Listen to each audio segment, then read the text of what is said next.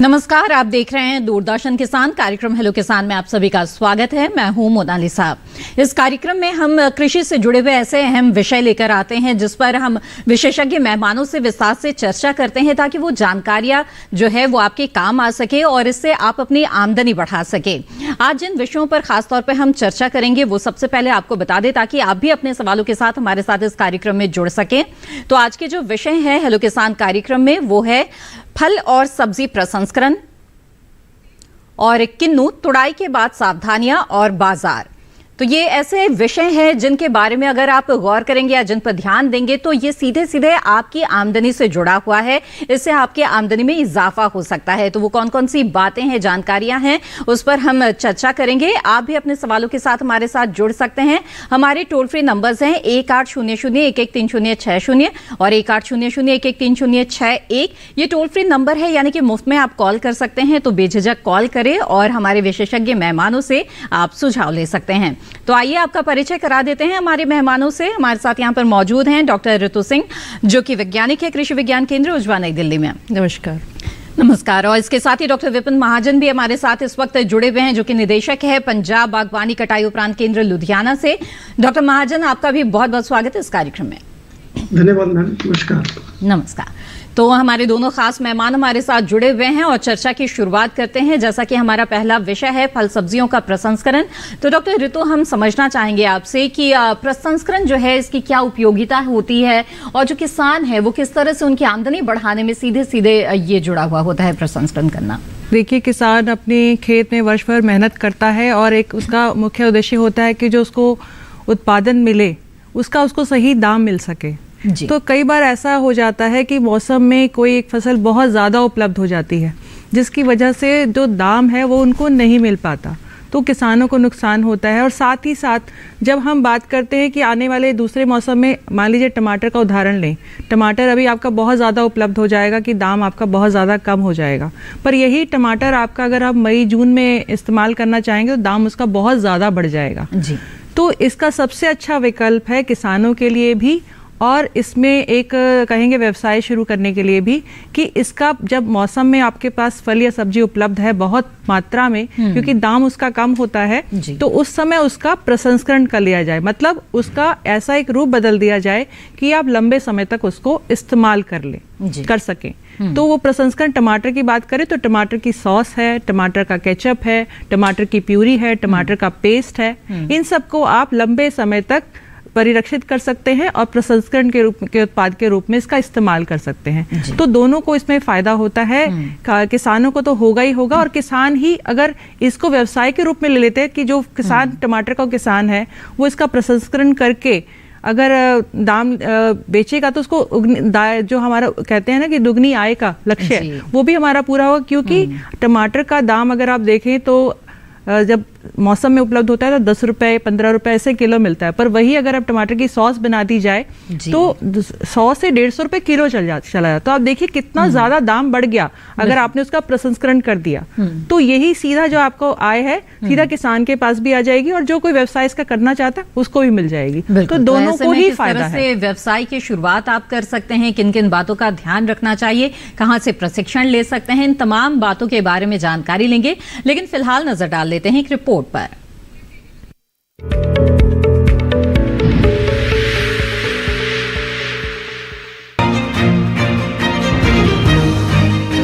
लगभग हर चीज को इस्तेमाल करने की एक समय सीमा होती है।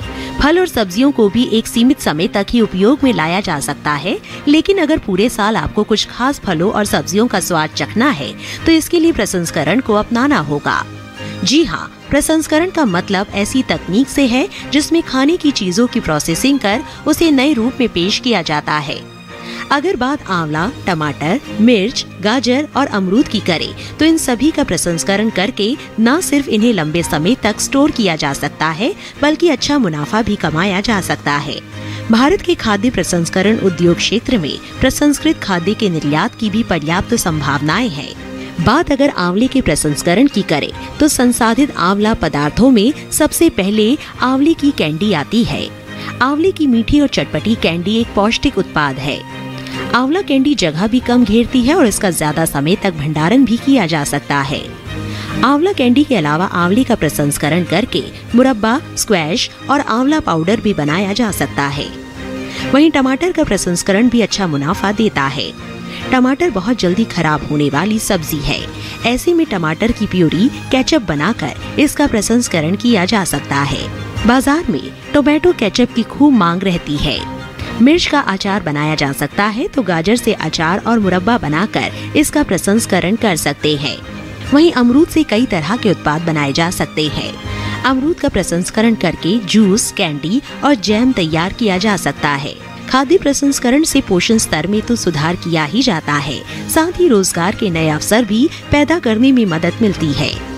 खाद्य प्रसंस्करण कई खाद्य पदार्थों की मौसमी उपलब्धता को भी बढ़ाता है।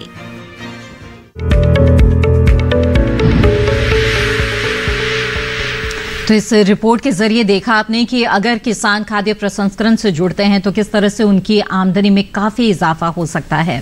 बहरहाल यहाँ पर आगे बढ़ते हैं और अगले मेहमान से चर्चा करते हैं।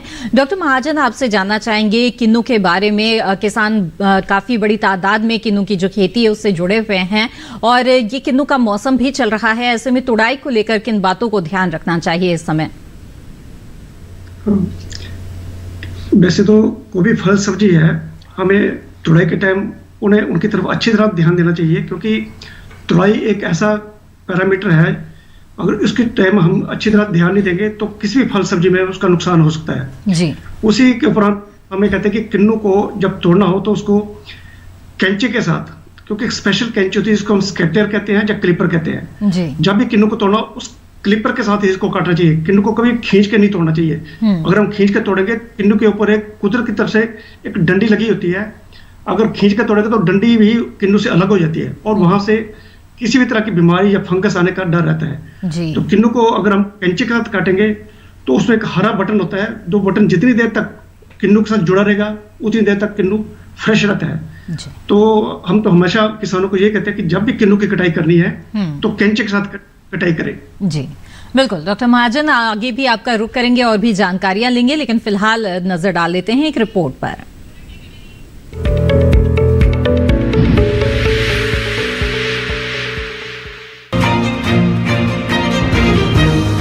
किन्नू नींबू वर्गीय फलों में आता है। किन्नू की बागवानी लगभग पूरे उत्तर प्रदेश में की जाती है। जम्मू कश्मीर, हिमाचल प्रदेश, पंजाब, राजस्थान, हरियाणा और उत्तर प्रदेश किन्नू उगाने वाले मुख्य राज्य है। जैसे जैसे ठंड बढ़ती है वैसे वैसे किन्नू के बागों की देखभाल भी काफी जरूरी हो जाती है। अच्छी देखभाल से पैदावार भी अच्छी मिलती है। किन्नू के फल जनवरी में तुड़ाई के लिए तैयार हो जाते हैं। किन्नू की समय पर तुड़ाई करना जरूरी है, क्योंकि समय से पहले या देरी से तुड़ाई करने पर फलों की गुणवत्ता पर बुरा असर पड़ सकता है। तुड़ाई के ठीक पहले सिंचाई ना करें, इससे उत्पादन की गुणवत्ता और भंडारण क्षमता में इजाफा होता है। फलों की तुड़ाई बाजार की मांग के हिसाब से करें। तुड़ाई के बाद फलों को साफ पानी से धोएं और फिर 2.5 मिलीलीटर क्लोरीनेटेड पानी को 1 लीटर पानी में मिलाकर बनाए घोल में फलों को भिगो दें। फिर थोड़ा थोड़ा करके फलों को सुखाएं। फलों की दिखावट और बढ़िया गुणवत्ता को बनाए रखने के लिए सिट्रा शाइन वैक्स के साथ पॉलिश करें। फिर फलों को छांव में सुखाएं और उसके बाद डिब्बों में पैक करें। फलों की पैकिंग एक महत्वपूर्ण कारक है जो कि परिवहन, भंडारण और विपणन के दौरान भी उत्पादों की गुणवत्ता को प्रभावित करती है। तुड़ाई के बाद फलों को डिब्बों में उन्नत तकनीकों और तरीकों से पैक करना चाहिए। फलों की अच्छी पैकिंग से विपणन के दौरान नुकसान को कम किया जा सकता है।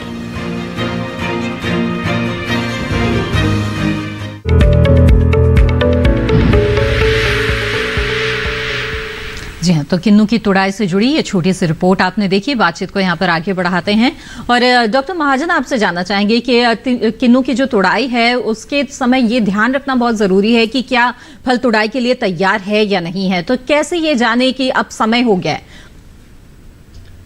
वैसे तो किन्नू को जो राइट टाइम इसका तोड़ने का, जो ठीक टाइम तोड़ने का, वो 15 जनवरी से लेके 15 दिसंबर से लेकर 15 फरवरी के बीच में है। अच्छा। पर इसमें एक पैरामीटर आता है TSS एसिड रेशो, मिठास और खटास का अनुपात। तो उसमें हम देखते हैं कि किन्नू जो बाहर और अंदर के किन्नू है उसमें खटास और मिठास का अनुपात जो है वो 12:1 या 14:1 हो। जब ये अनुपात TSS एसिड रेशो का ये अनुपात आ जाता है तो तब किन्नू की तुड़ाई बिल्कुल उसका टाइम आ गया तोड़ने का जी। और एक और है कि किन्नू का जब रंग पूरा पीले रंग का जाए, जिसको ऑरेंज कलर कहते हैं, अगर वो रंग आ जाए तो तब भी किन्नू तोड़ने के लिए पूरा तैयार है। सो ये 2 पैरामीटर हैं जिसके आधार पर हम किन्नू की कह सकते हैं कि किन्नू तोड़ने के लिए पूरा तैयार है। बट एक बात और है कि इसका जो तोड़ाई का टाइम है वो 15 दिसंबर से लेके 15 फरवरी के बीच में कभी भी किया जा सकता है। उस टाइम ये जो खटास मिठास की रेशो, अनुपात और कलर, ये पूरी तरह से किन्नू में भर कर आ जाता है। जी जी बिल्कुल। डॉक्टर महाजन, आगे भी आपका रुख करेंगे, आप हमारे साथ जुड़े रहें। डॉक्टर ऋतु, यहाँ पर मैं आपसे जानना चाहूंगी कि हम फल सब्जियों के प्रसंस्करण की बात कर रहे थे, तो इसमें कई तकनीकी पहलू शामिल होते हैं। अब किसी भी फल और सब्जी से कई तरह के उत्पाद बनाए जा सकते हैं। ऐसे में अगर कोई किसान इस व्यवसाय की शुरुआत करना चाहे तो उसे जाहिर तौर पर प्रशिक्षण जरूर लेना चाहिए, तो इसके लिए आप क्या बताना चाहेंगी, कहाँ पर संपर्क कर सकते हैं, किस तरह के प्रशिक्षण की जरूरत होती है? जी, ये जैसे मैं शुरुआत करूंगी सबसे पहले कि अगर क्योंकि आपको हर फल और फल सब्जी की जो प्रसंस्करण की जानकारी है सबकी अलग अलग होती है, सब में प्रसंस्करण तकनीकी अलग अलग होती है, तो वो उसके लिए आपको जानना बहुत ज़रूरी है। तो इसके लिए प्रशिक्षण के लिए सबसे पहले हर जिले में, देश के हर जिले में आज कृषि विज्ञान केंद्र हैं, तो सबसे पहले आप अपने नज़दीकी कृषि विज्ञान केंद्र में प्रशिक्षण के लिए संपर्क कर सकते हैं। इसके अलावा भारतीय कृषि अनुसंधान परिषद के संस्थान हैं, आप वहाँ संपर्क कर सकते हैं। राज्य कृषि विभाग के, बागवानी विभाग के भी प्रशिक्षण केंद्र होते हैं, वहाँ से ही प्रशिक्षण लिया जा सकता है।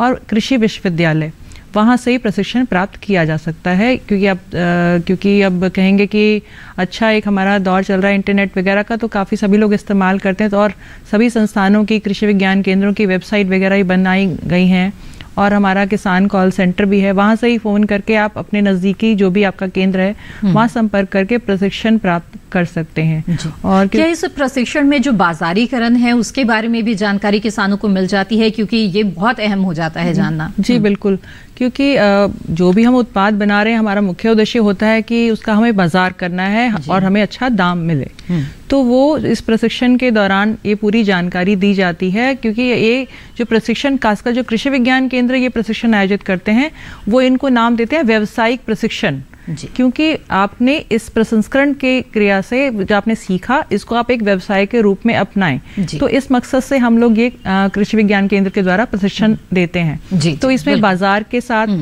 और जो आपके आसपास के बैंक है, बैंक की योजनाएं, क्योंकि ऋण भी बहुत जरूरी है। जी बिल्कुल, किसी भी काम इसके बारे में जानेंगे हम आपसे आगे, लेकिन इस वक्त हमारे साथ एक कॉलर जुड़ गए हैं, उनका सवाल ले लेते हैं। नंदस्वरूप मिश्रा जी बाराबंकी उत्तर प्रदेश से हमारे साथ जुड़ रहे हैं। नंदस्वरूप जी, स्वागत है आपका, पूछे अपना सवाल। हेलो जी, नमस्ते मैडम। नमस्कार सर, मैं नंदस्वरूप मिश्रा हूँ बाराबंकी से उत्तर प्रदेश सर। मैं जानना चाहता हूँ, जैसे गांव की महिलाएं जो एनजीओ बना लेती हैं और आपका एक समूह बन करके सामूहिक काम करती हैं, तो ऐसी दशा में फल का प्रसंस्करण करने के लिए उन्हें कौन कौन से यंत्र की जरूरत पड़ती है, ट्रेनिंग कहाँ होगी? क्योंकि यहाँ हमारे बाराबंकी में सबसे ज्यादा आम, नींबू है और इसका से आंवला है, यही और टमाटर, यही सब ज्यादा उपलब्ध होता है। जी जी बिल्कुल, ठीक है डॉक्टर ऋतु।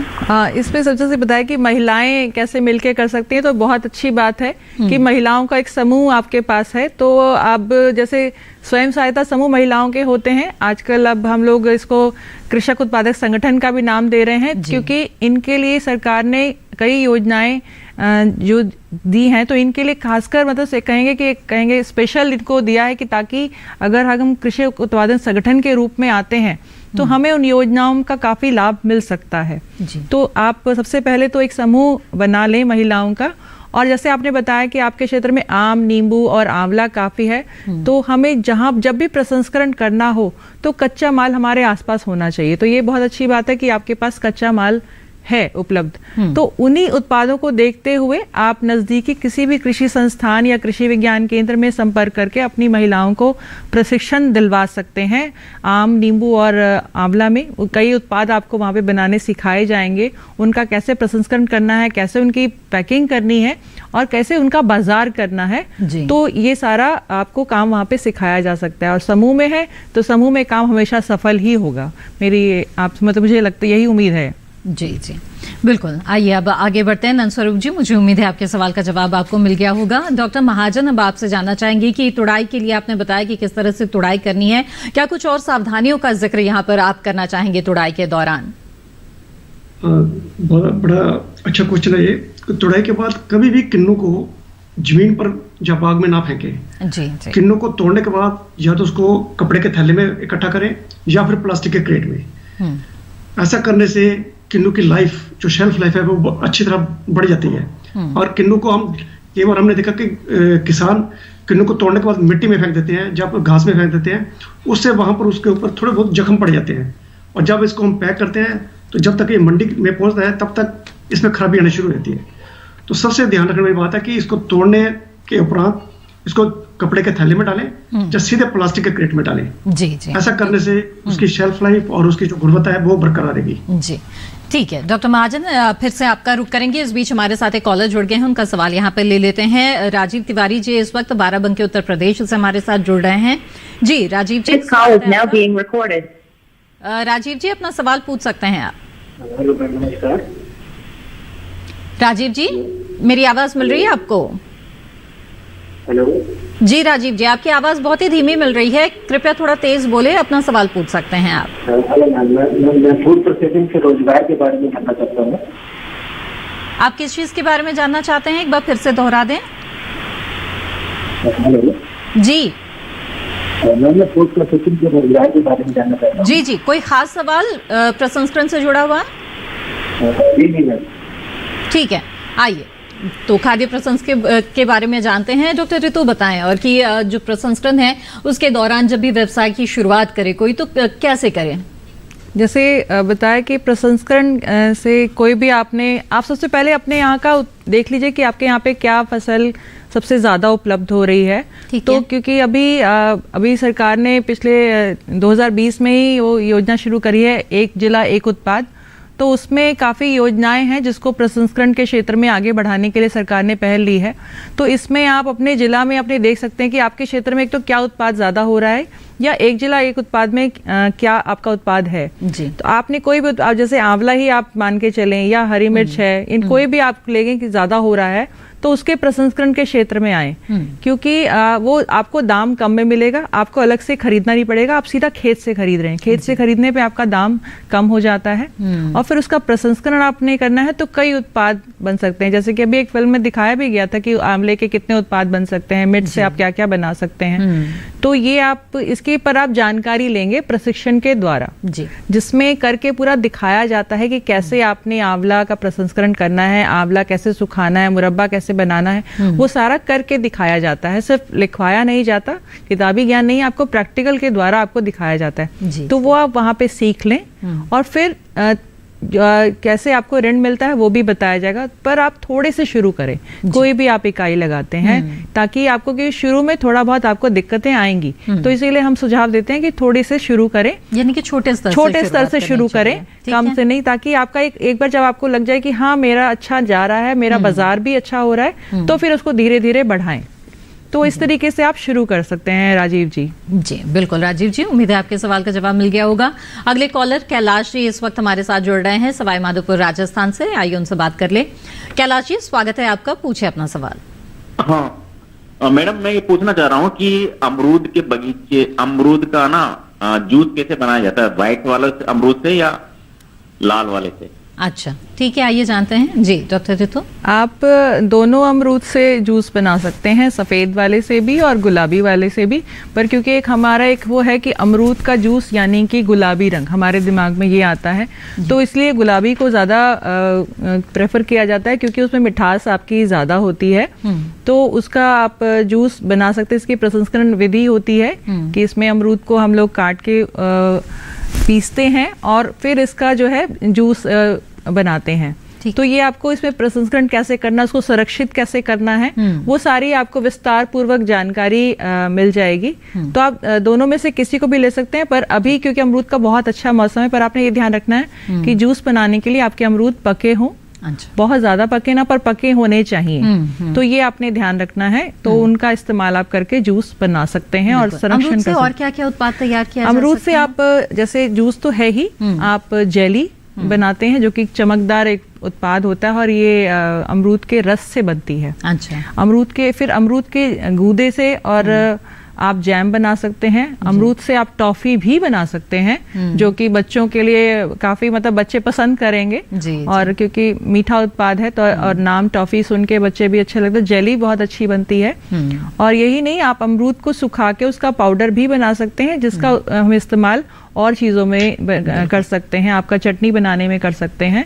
तो कई चीजें हैं, मतलब कई उत्पाद हैं जो आप बना सकते हैं। कैलाश जी, जहाँ तक जूस बनाने की बात है तो आप कोई भी वैरायटी चुन सकते हैं और लेकिन और इसके साथ कई और उत्पाद भी बना सकते हैं। बेहतर होगा कि आप कहीं से प्रशिक्षण ले ले तो फिर आपको तमाम तरह के उत्पाद और प्रक्रिया के बारे में पूरी जानकारी मिल जाएगी। बहरहाल इसी के साथ हेलो किसान कार्यक्रम में वक्त हो गया है एक छोटे से ब्रेक का। हम जल्द हाजिर होंगे, आप बने रहें दूरदर्शन किसान पर।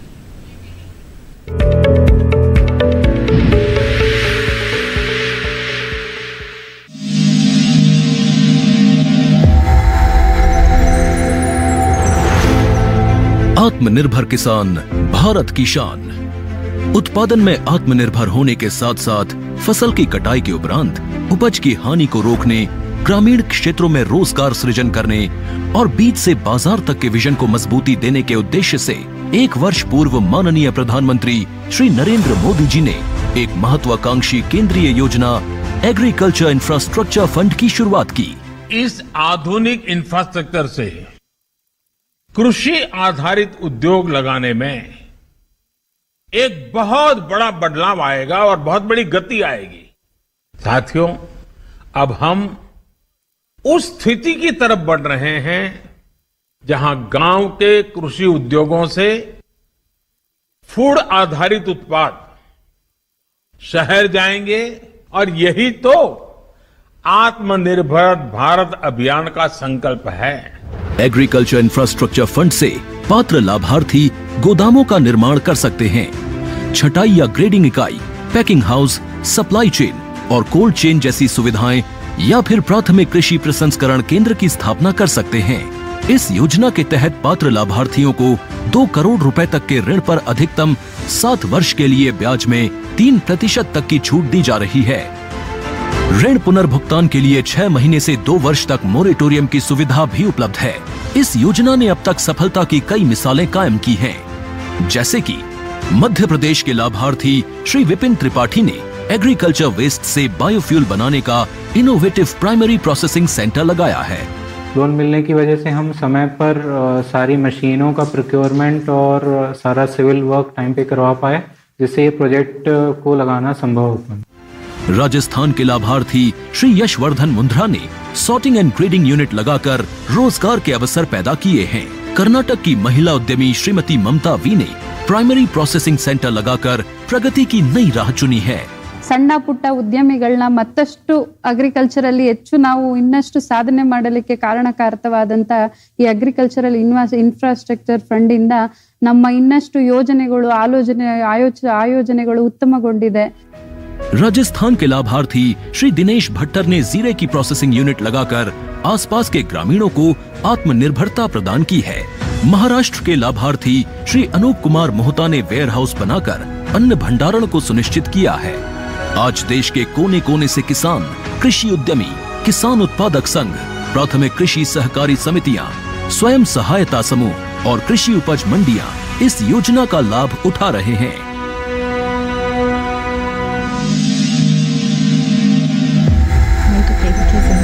पूछ लूंगी कि थोड़ा बताइए क्या।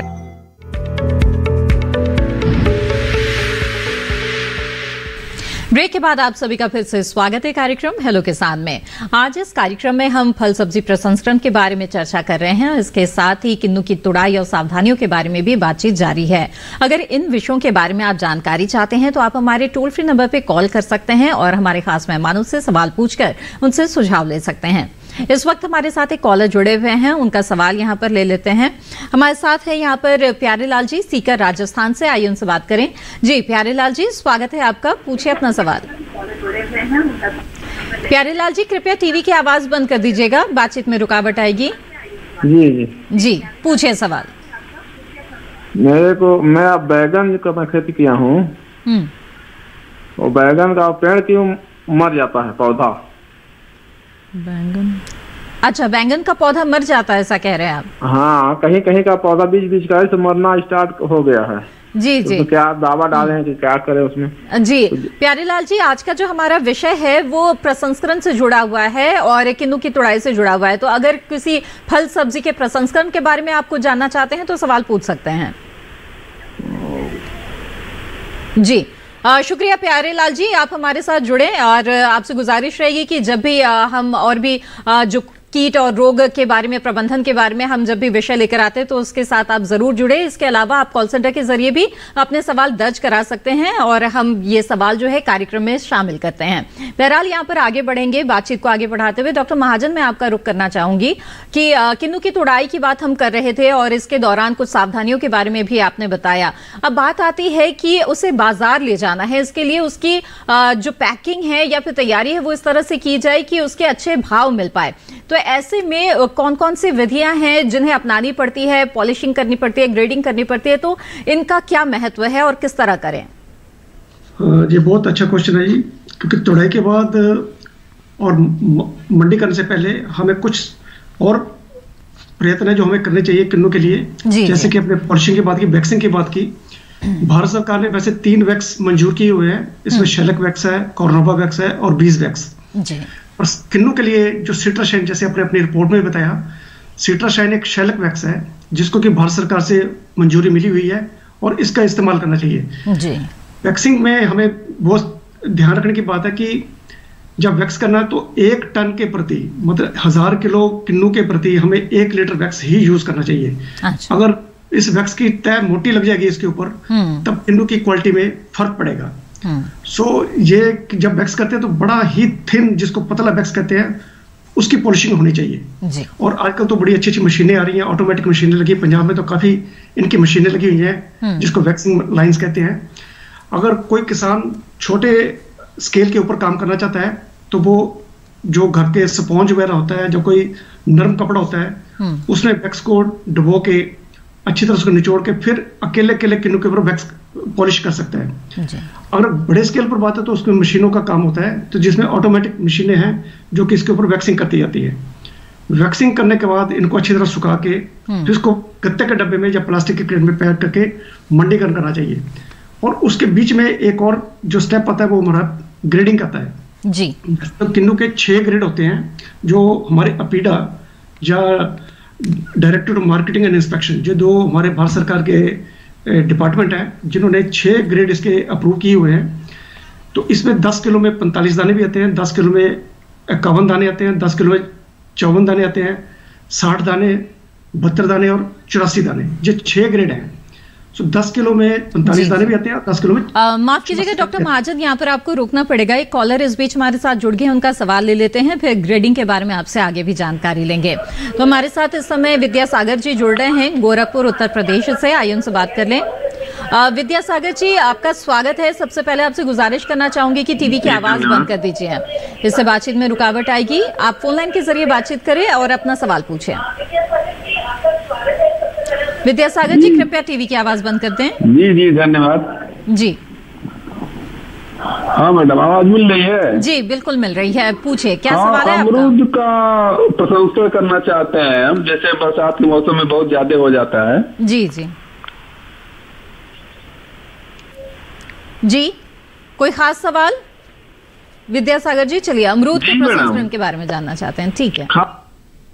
जी डॉक्टर ऋतु, क्या सुझाव देंगे? अमरूद के प्रसंस्करण के में जैसे उत्पाद हम पहले भी चर्चा कर रहे थे, तो आप जैसे अमरूद से जेली बना सकते हैं, आप अमरूद से जूस बना सकते हैं, अमरूद का आप स्क्वैश बना सकते हैं यानी कि शरबत भी बना सकते हैं, टॉफी बना सकते हैं। पर आपको लगे कि अगर आपने अमरूद अभी प्रसंस्करण उत्पाद नहीं बनाना है तो आप अमरूद का गूदा स्टोर भंडारित करके भी रख सकते हैं। अच्छा। और उस अमरूद के गूदे को आप आगे अलग अलग उत्पादों में इस्तेमाल कर सकते हैं, चाहे आप उसे जूस बनाएं, चाहे आप जेली बनाएं, चाहे आप टॉफी बनाएं, ये आप तो लंबे समय तक जो अमरूद का गूदा है उसे रखने के लिए क्या तरीका अपनाना चाहिए? जी, इसमें ये होता है कि अमरूद को हमने, क्योंकि अमरूद एक फल ऐसा है कि आपको उसमें छिलना नहीं पड़ता जी, तो इसमें हम पके हुए अमरूदों का चुनाव करते हैं। इनको अच्छे से धुलाई इनकी होती है और फिर इनका ऊपर का जो कवर होता है उसको हटाया जाता है, ब्राउन भूरे रंग का,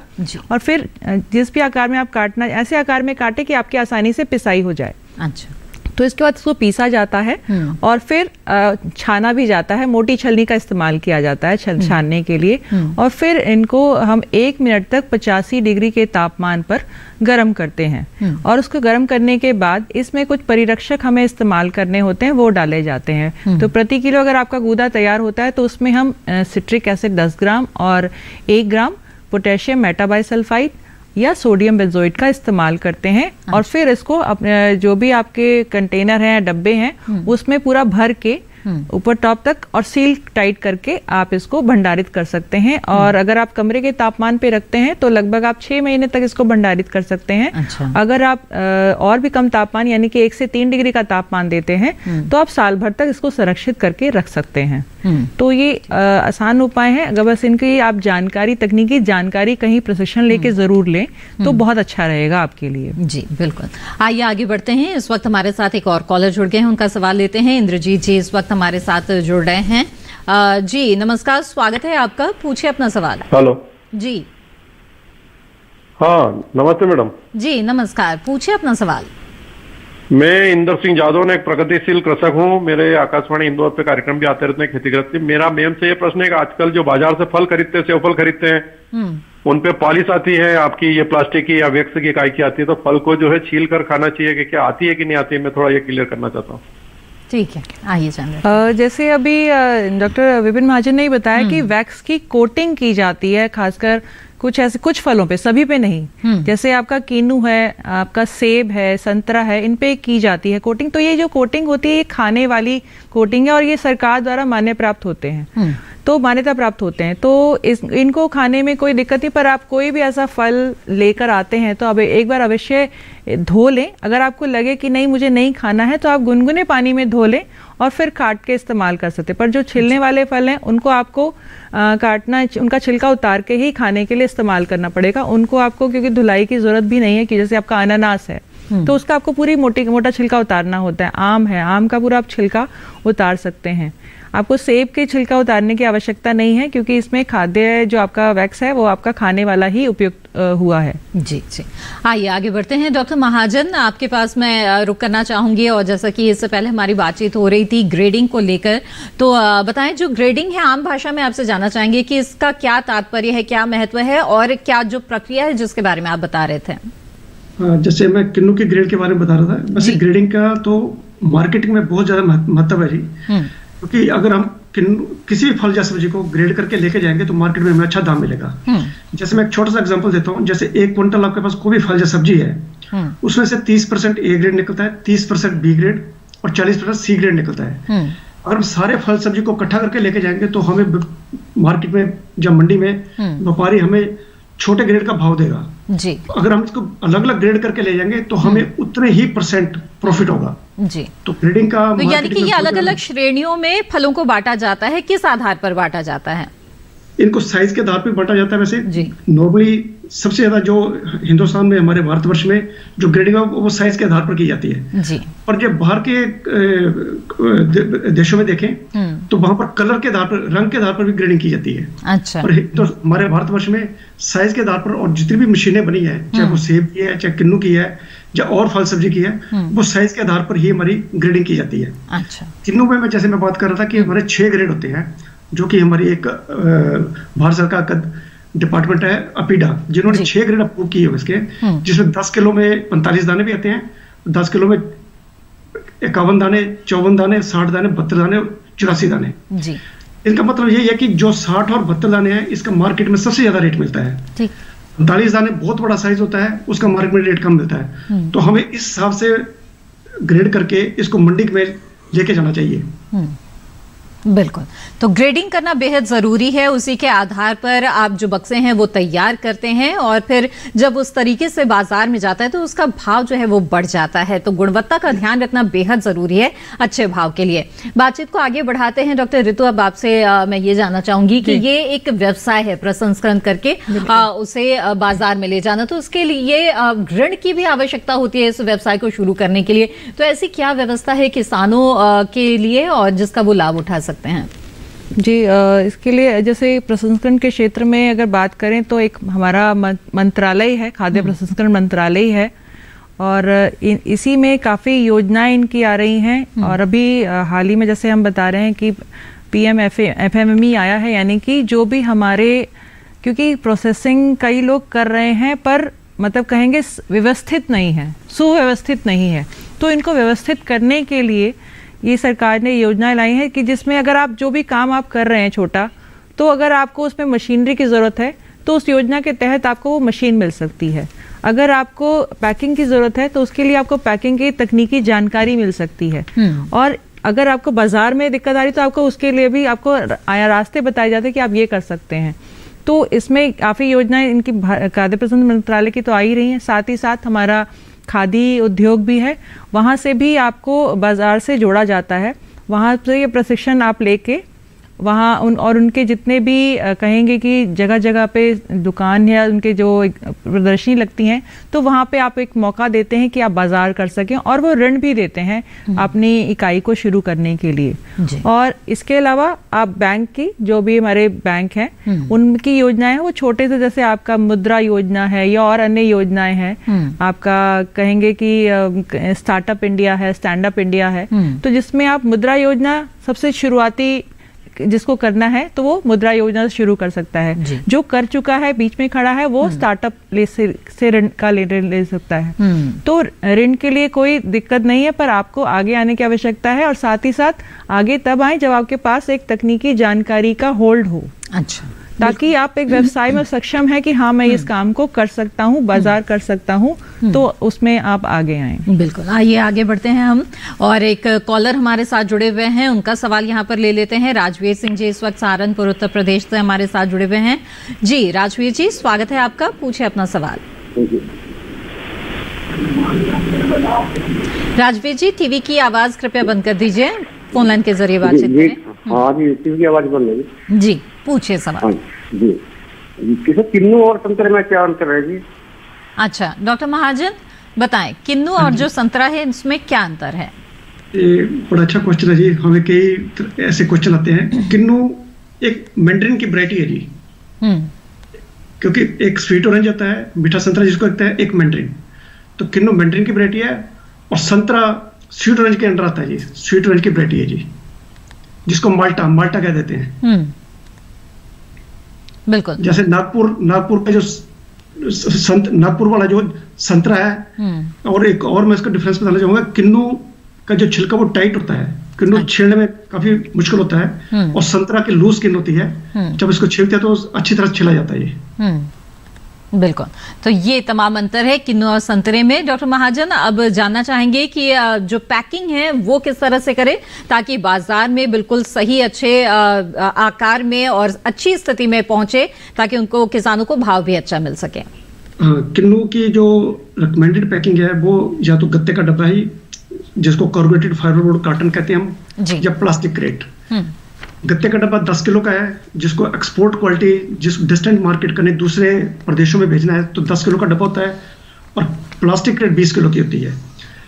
और जब इसको पैक करना, हमने इसकी 3 लेयर्स बनती हैं, डब्बे में 3 लेयर बनती हैं, और प्लास्टिक क्रेट में इसकी 4 लेयर बनती है। तो 3 लेयर में 2 लेयर के बीच में इसको पार्टीशन कहते हैं, जो गत्ते का ही एक पार्टीशन होता है, जिसको कि लेयर के बीच में रखा जाता है, ताकि किन्नू से किन्नू का आपस में रगड़ ना लगे या इसके आपस में टकराव ना हो। और इस ढंग से इसको पैक करने से किसी भी लोकल मार्केट में या डिस्टेंट मार्केट में इसकी मार्केटिंग की जा सकती है। जी जी, बिल्कुल। आइए अब आगे बढ़ते हैं हेलो किसान कार्यक्रम में। अगले कॉलर हमारे साथ जुड़ गए हैं जगदीश जी नागौर से, उनसे बात करते हैं। जी जगदीश जी, स्वागत है आपका, पूछे अपना सवाल। हेलो सर, नमस्कार। जी नमस्कार जगदीश जी, अब क्या जानना चाहते हैं बताएं। सर नमस्कार मैडम। जी नमस्कार जगदीश जी। सर मैंने आगे मतलब नींबू के बगीचा लगाया हुआ है सर।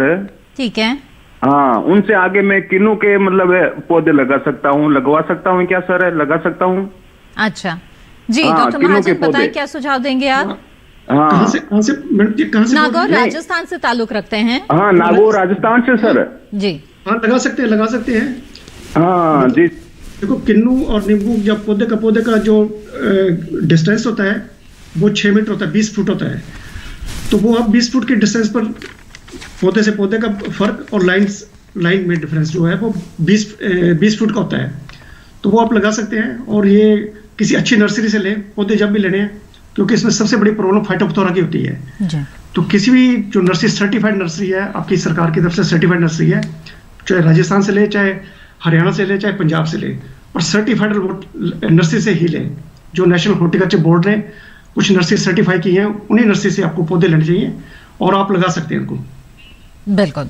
तो जगदीश जी, मुझे उम्मीद है आपके सवाल का जवाब मिल गया होगा। और इसी के साथ हेलो किसान कार्यक्रम में वक्त हो गया है एक और छोटे से ब्रेक का। जल्द हाजिर होंगे, आप बने रहें दूरदर्शन किसान पर।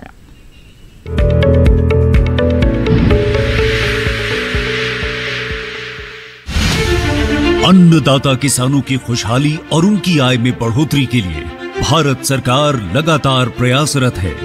माननीय प्रधानमंत्री श्री नरेंद्र मोदी जी के दूरदर्शी नेतृत्व में पिछले 7 वर्षों में खेती को आधुनिक और किसानों को आत्मनिर्भर बनाने के लिए कई निर्णय लिए गए हैं। छोटा किसान बने देश की शान, ये हमारा सपना है। देश के 80% से ज्यादा किसान ऐसे हैं जिनके पास 2 हेक्टेयर से भी कम जमीन है। अब देश में इन्हीं छोटे किसानों को ध्यान में रखते हुए कृषि सुधार किए जा रहे हैं, निर्णय लिए जा रहे हैं। प्रधानमंत्री किसान सम्मान निधि योजना की शुरुआत 24 फरवरी 2019 को माननीय प्रधानमंत्री श्री नरेंद्र मोदी जी के द्वारा की गई थी। पीएम किसान योजना का पूरा खर्च भारत सरकार वहन करती है। इसके तहत लाभार्थी किसानों को हर साल 6,000 रुपए की सम्मान राशि 2,000 रुपए की 3 समान किस्तों में सीधे उनके बैंक खातों में हस्तांतरित की जाती है। अब तक 11 करोड़ से भी अधिक लाभार्थी किसानों के बैंक खातों में 1,58,000 करोड़ रुपए से अधिक की राशि सीधे ट्रांसफर की जा चुकी है। किस्तों की जानकारी किसानों को एसएमएस के माध्यम से दी जाती है।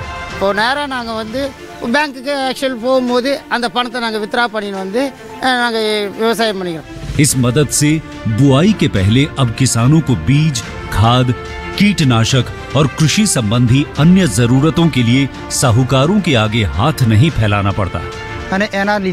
मारे कोई जोड़े के सगा संबंधी के मित्रों जोड़े मारे उछीना पैसा लेवानी जरूर पड़ती नहीं અને એનાથી હું સારી એવી खेती કરી શકું છું। इस योजना से मिले लाभ तथा आवेदन की स्थिति देखने के लिए पीएम किसान पोर्टल लॉन्च किया गया है। इस पोर्टल के माध्यम से पात्र किसान अपना पंजीकरण स्वयं करने के साथ साथ अब तक मिले लाभ और अपने आवेदन की स्थिति फार्मर्स कॉर्नर से देख सकते हैं। इस योजना का लाभ पात्र किसानों को ही मिल सके, इसके लिए इस प्रक्रिया को फूल प्रूफ बनाते हुए इसे आधार और इनकम टैक्स वेरिफिकेशन के साथ साथ फिजिकल वेरिफिकेशन से भी जोड़ा गया है। इसके अलावा किसानों की सुविधाओं और जानकारी के लिए पीएम किसान मोबाइल ऐप भी विकसित किया गया है। पीएम किसान सम्मान निधि योजना का लाभ देश के सभी राज्यों और केंद्र शासित प्रदेशों के किसानों को मिल रहा है। इसे हासिल करके हमारा किसान सबल और आत्मनिर्भर हो रहा है। इस स्कीम ने हमारा भारत सरकार ने हमारा किसान के लिए बहुत बड़ा सम्मान दिया है। इसीलिए हम भारत सरकार को, प्रधानमंत्री नरेंद्र मोदी जी को हम बहुत बहुत धन्यवाद देती हूँ। आत्मनिर्भर भारत की पहचान प्रगतिशील और समर्थ किसान।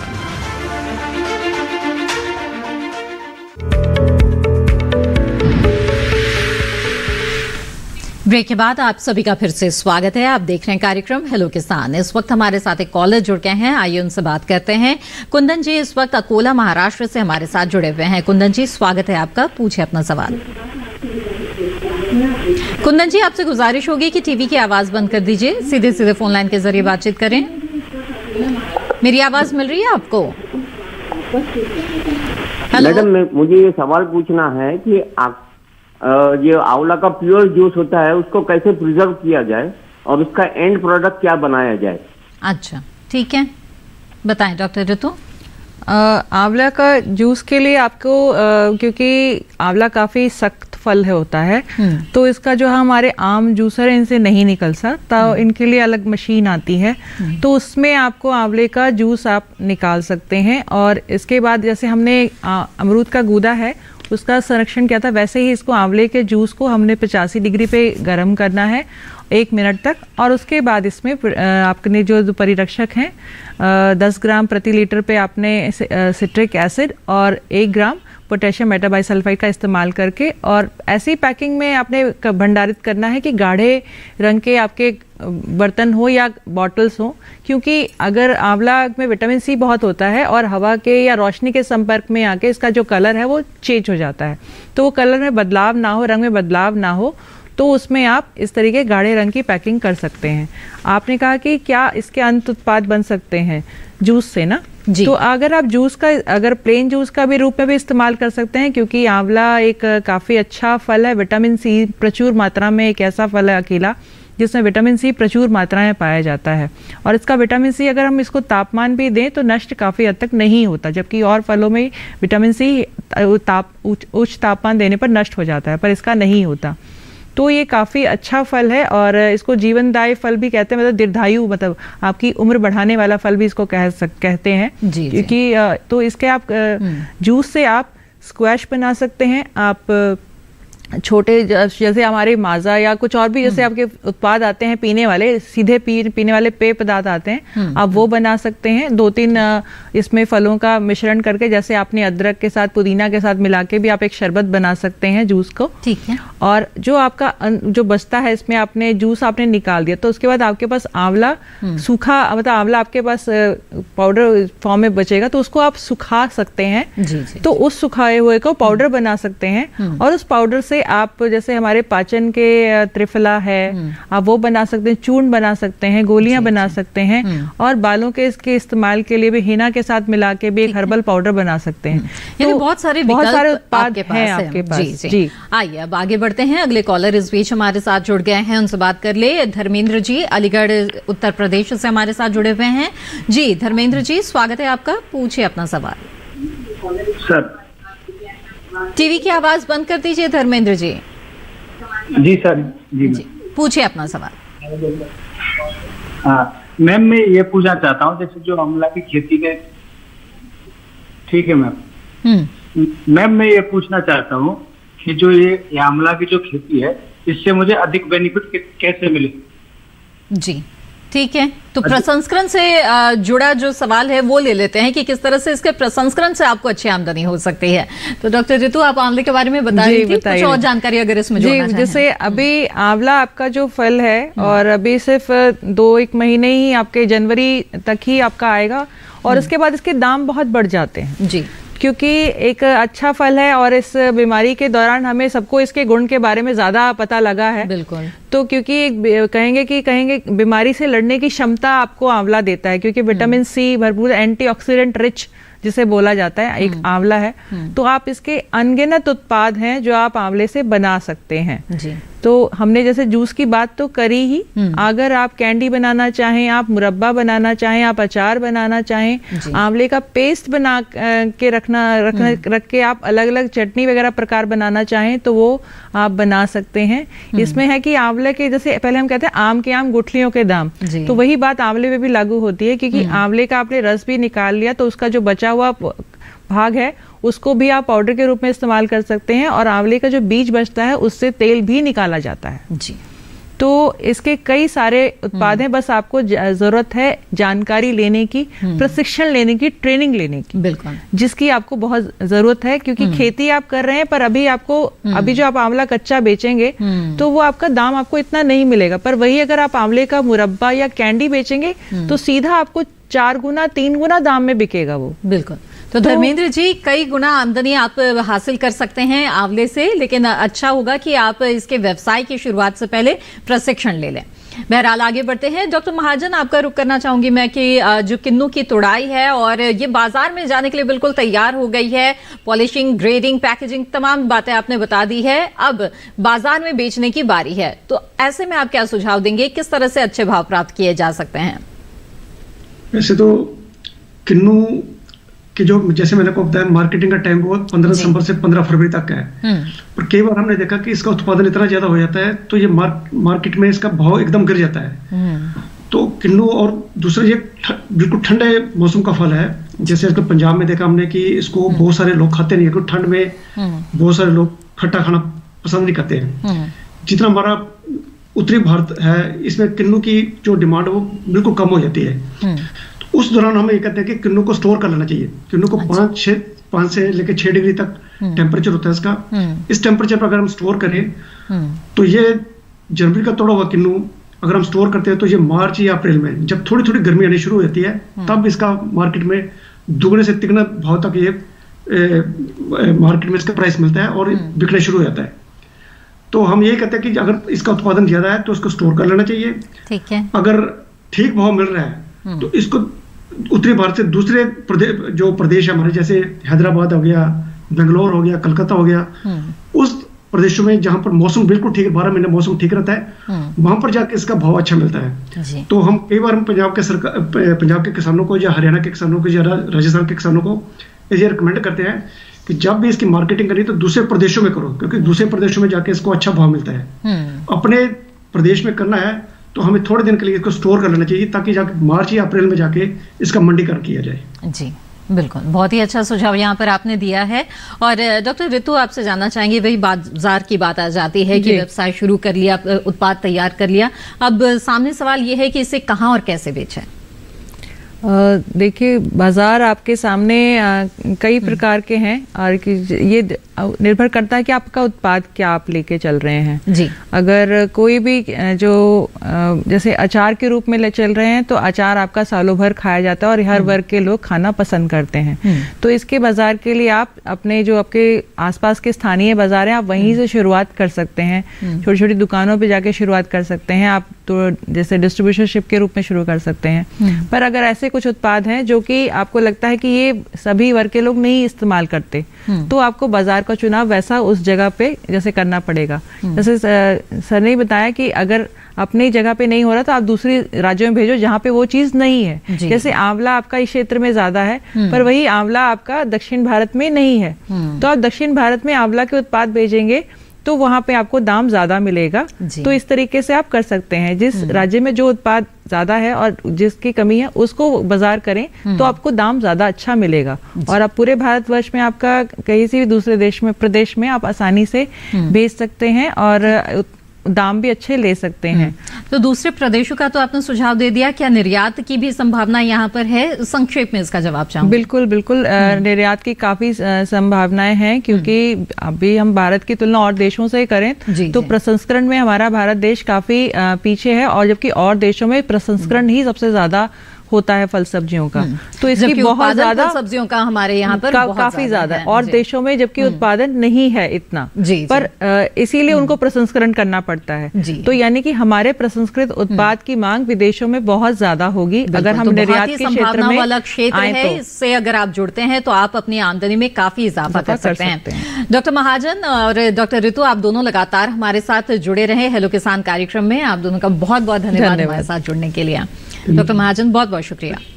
धन्यवाद मैम। जी, तो हेलो किसान कार्यक्रम में विस्तार से आज आपने जाना कि किन्नू की तुड़ाई कैसे करें और किस तरह से बाजारीकरण करें, और खास तौर पे फल और सब्जियों के प्रसंस्करण से आप कैसे जुड़ सकते हैं और अच्छी आमदनी प्राप्त कर सकते हैं। अब आपको बता दें हम अगले विषय के बारे में। हेलो किसान कार्यक्रम का जो अगला विषय रहेगा उसका विषय ये रहेगा कि जैविक खेती के नए आयाम और अमरूद के बागों की देखभाल कैसे करें। तो इन विषयों पर अगले कार्यक्रम में चर्चा होगी, यानी कि सोमवार को प्रसारित होने वाले हेलो किसान कार्यक्रम में चर्चा होगी। इस बीच आप अपने सवाल हम तक पहुंचा सकते हैं, आप हमें ईमेल भेज सकते हैं। हमारा ईमेल आईडी है hellokisan2015@gmail.com। इसके अलावा आप फेसबुक के माध्यम से भी हमसे जुड़ सकते हैं। हमारे पेज पर जाने के लिए हिंदी में टाइप कर ले हेलो किसान, और इससे जो फेसबुक का हमारा पेज है वो खुल जाएगा, वहां भी आप अपने सवाल दर्ज करा सकते हैं। दूरदर्शन किसान के कॉल सेंटर नंबर पर भी आप कॉल कर सकते हैं। हमारा टोल फ्री नंबर है 1800-1130-60। सोमवार से शनिवार सुबह 6 बजे से रात 10 बजे के बीच कॉल कर सकते हैं। और अगर आप हेलो किसान कार्यक्रम को दूरदर्शन किसान के यूट्यूब चैनल पर देखना चाहते हैं तो आप टीवी स्क्रीन पर दिखाए जा रहे इस QR कोड को स्कैन करें और सीधे सीधे आप हमारे यूट्यूब चैनल से जुड़ जाएंगे, जिसमें आप हेलो किसान के तमाम प्रसारित कार्यक्रम देख सकते हैं। इसी के साथ हेलो किसान की आज की कड़ी में बस इतना ही। हमें दीजिए इजाजत। आप बने रहें दूरदर्शन किसान पर। नमस्कार।